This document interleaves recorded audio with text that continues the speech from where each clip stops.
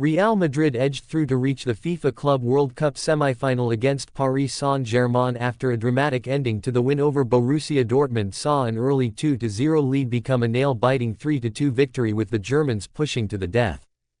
Gonzalo Garcia and Fran Garcia scored early in the first half, but 3 goals in injury time, from Maximilian Bayer and Serhou Guirassy either side of a Kylian Mbappé overhead kick, meant for a nervy finish to the win for Los Blancos.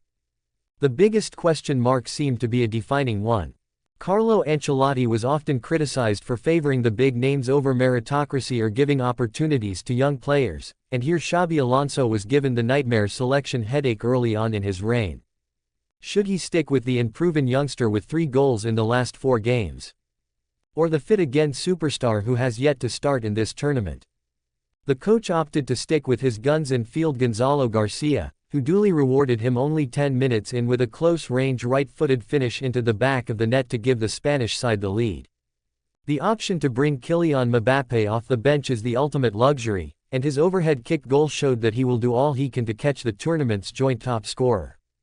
Any debate over selection choices in midfield seems to have been put to the back burner, and after another fine display from Arda Güler, that looks set to continue.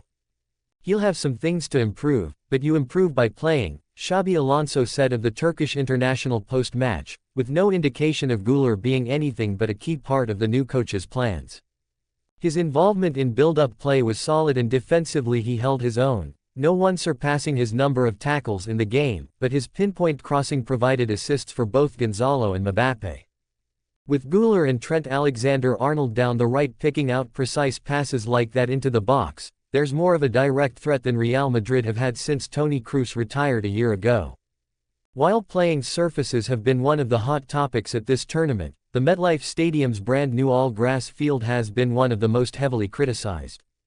The pitch was dry. I don't know who is the patron saint for rain, but after it rained it then enabled us to play our game, Palmeiras coach Abel Ferreira said, while Porto coach Martin Alsemi agreed, saying, I do feel like the pitch caused us to be a bit imprecise, particularly when we wanted to accelerate the game. Here, it held out fairly well and appeared to be more wet than in the earlier games. With both semi-finals and the final set to behold on the same surface in the next week, it remains to be seen how it will handle that intensity of action. It looked like the result was done and dusted and the job was done when the 4th officials board went up to show 5 minutes of injury time. Then Dortmund got their lucky break as Bayer's high-quality finish from the edge of the box pulled one back, but with Dean Huijsen later sent off after Mbappé extended the lead and a penalty conceded,